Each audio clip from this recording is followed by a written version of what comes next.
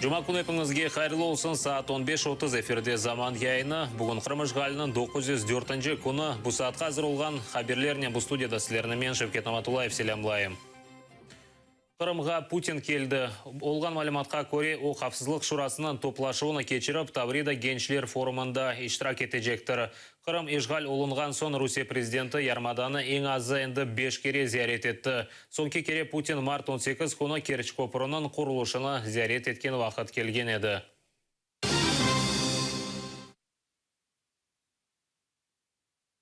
Сонки ярым ел девамында Ярмадада 5 инсан ғайып олды. Сонки ғайып олғаны Бұтын Дүния Қырымтар Конгрессінің азасы Эрвин Ибрагимовтыр. 100-ден зияде кіші қанунсыз яқаланды ве сұрауларға желпетілді.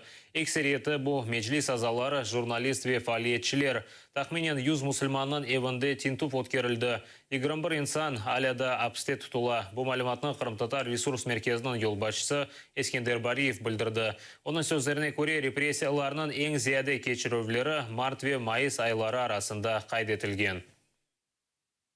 Динамика роста репрессий в Крыму связана или с активностью деятельности органов крымско-татарского национального движения, Меджлиса крымско-татарского народа, или Всемирного конгресса крымских татар, или общественных организаций, или с историческими датами, которые традиционно отмечаются крымскими татарами, украинцами в виде массовых мероприятий.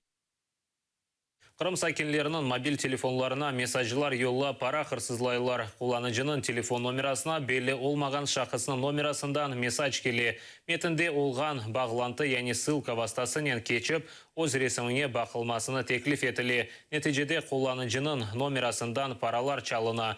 Бұндан сон дигерлеріне де қоланыжы адындан телікелі месажылар йолналыны башлай. Вот буквально вчера приходил СМС, я вам уже показывал, и вот пару минут назад пришло СМС с абсолютно аналогичным текстом, буквально с той же, нет, ссылка очень похожа, но смысл тот же самый, но номера телефонов разные. Мне уже, честно сказать, надоели эти сообщения, я не знаю, как с ними бороться и вообще куда обращаться, чтобы их блокировали. Начнут приходить смс-ки, с первой смс-ки, которая нам приходит ссылки, автоматически телефон начнет отправлять данные смс, платные на короткие номера, откуда начнет у абонента списываться денежные средства. В размере того, насколько у него тарифом ограничено, вот пока до нуля не дойдет, будут уходить денежные средства. Вплоть до скрытых закладок, которые потом могут злоумышленник использовать и в последующем, то есть не сразу взять и списать какие-то деньги, а в дальнейшем использовать ее телефон. Это делается, к сожалению, на бесплатных хостингах. Вполне можно, точнее, не совсем бесплатно, там до 30 копеек одно сообщение, это копейки, с учетом того, что отправить 1000, то потратить 300 рублей, а заработать с каждого можно по 300 рублей. Керчь көпірінің құрылыш yönelişінде ресмилештірілмеген язлық евлер сайыплеріне пара тазминлері берілмейжектір. Ишғалжы әкеметі оларына яқын вақытта йықмаға істеген ақында айты. Ләкин да евел весиқасы олмағанларға да пара өдежеклеріне ишандырған еділер. Иншаатларға, весиқалары олған инсанларға батақлық ерден топрақ айырмаға вады еткенлер. Сакинлер білдіргенне көре, 2014 сенесі Қырым ишғалінден сон өзлерінің язлық евлері үшін ичбір түрлі весиқа алып оламағанлар. Для выхода из создавшейся ситуации, учитывая то, что, может быть, процентов 10, вы, может, меня поправите, которые людей, членов этого СНТ «Залив» имеют оформленные земельные отношения, компенсационные выплаты остальным просто не будут предусмотрены. Мы разбирались в этом вопросе. Для выхода из создавшейся ситуации есть другое предложение. Вы прекрасно понимаете, что мост будет, и мы никуда от этого не уйдем, что земли будут изыматься. Есть другое предложение за Солдатской слободкой выделить земельный массив порядка 20 гектар и перенести туда садоводческое общество. Без воды, без света, без домов. Все то, что у нас имеется, эти дома, эти деревья, дома, все, это что, пойдет под нож и без ничего совершенно. Вы даете, где вы даете, в каком месте, в болоте там? Мы даже приходили еще при Украине, нам отвечают, пока не приватизируют. При России то же самое. Понимаете, вы говорите участок. У меня на участке двухэтажный домик. Отлично. Да, без, как вы говорите, без документов. На протяжении нескольких лет невозможно приватизировать дачу. Мы могли с 2014 года приватизировать участки? Нет. Пытаюсь его приватизировать с марта месяца 2014 года. Как только нам сказали, что будет подъездная дорога проходить от Керченского моста до нашей дачи, нам значит, запретили приватизировать. Керит живарындаки Джумушкай каменоломнясы янында тапылған артефактларына Москваға алып кетмеге істейлер. Бұақта Джумушкай музей қадимлері білдіре. Кечелері анда қазма ішлері кечірілген вақыт трактор ве тарла ашқанесіні тапқанлар. Музей қадимлері есе бұл ешеларына Джумушкай музейінде ерлештірмеге азыр олғанны білдірелер. Шымдем ерлі сакинлер, емде музейіні зәрет еткенлер, артефактлар Москваға алып кетілмемесі үшін имза топлайлар. Мы не можем допустить, чтобы эти объекты уехали на материк. Вот посмотрите, работают в России сотни поисковых отрядов. В Волгограде, в Смоленске, в Санкт-Петербурге, где бы то ни было. Где вы видели, чтобы оттуда что-то вывозили в Москву там или еще куда-то? Все остается там. Почему же здесь те, кто работает в Республике Крым, должны вывозить вещи, объекты, предметы, артефакты, которые имеют огромную историческую ценность для нашей земли, вывозить куда-то за пределы? Это невозможно. Говорят, что сейчас нашли это именно трактор Челябинского тракторного завода, и он по каким-то причинам должен перекочевать в Москву. Если здесь кладезь тех исторических событий, все вещи найдены здесь, я думаю, мое мнение и мнение многих других людей должно остаться именно здесь, в музее, чтобы люди, почерпнув информацию, могли увидеть все это, как говорится, там, где происходили именно эти военные события. Я обращаюсь к кирчанам. Защитите.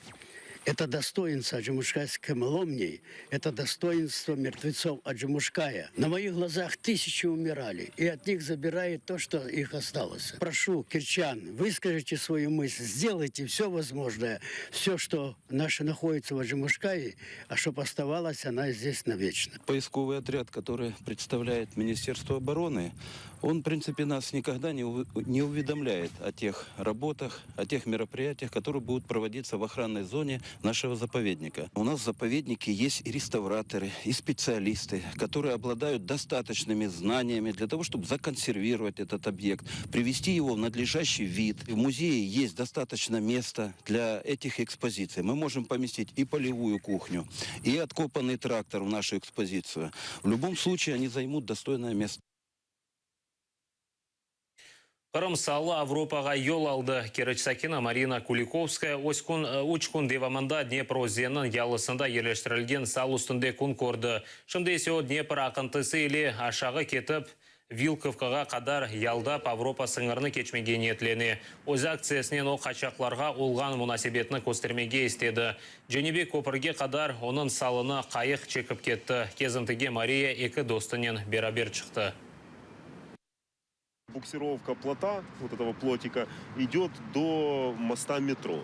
А в дальнейшем ребята собираются сплавляться дальше, то есть они сейчас намечают маршрут. Мы будем идти на малом ходу для того, чтобы средство еще не проверено, как его ходовые качества, да, то есть чтобы их не заливало водой, чтобы им было комфортно. Знаете, как у людей, беженцев, им никто ничего на тарелке не приносит. Люди сами себе по ходу пьесы решают вопросы. Так и здесь. Это жизнь, это же не по щучьему велению. Це звичайне волнення, це ж попереду щось невідоме. Це завжди цікаво. Ыршавда олған Сүриенің Алеппо шеріне Дамаск-ве Москва арби құбетлері ұжым етмеге девам етелер. Шерде бұлынған тақменен 250 бин инсан аш суве керекли илячсыз яшайлар. Күн учақлар ташлаған бомбалардан онларнен базы вақытлары юзлернен ерлі сакинлер елек ола. Олар арасында бір чоқ бала да бар. Сүриеде Дженкенді 5-ші ел девам ете. Бұл вақыт девамында 400 бинге яқын инсан елек олды. 11 миллион сүриелі өз евлеріні ташлап қачмаға мечбур қалды.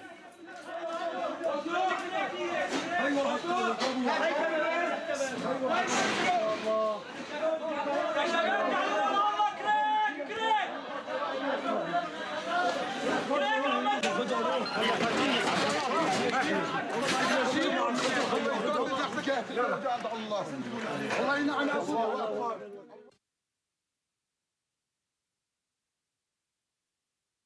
Қарасу-Базар районын Көкташ жамисының минареса бадалаштыру ишлеріні кечірмек үшін maddi ярдам көстерілмесін рижа етелері.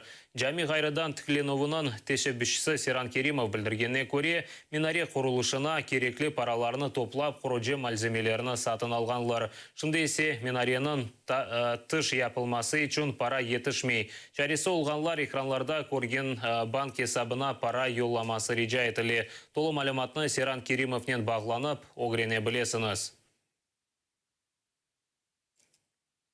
Бұл саатқа же азыр олған сонки хаберлеріміз болар еді. Жұма күні епіңіз үшін қайырлы ішлерінен белгіленсін. Дайыма атерлі олыныз Нефбетеки 17.30-даки яйынымызда Украин тілі хаберлерінен София Абляеваны қаршыланыз. Көрішмек үзіре.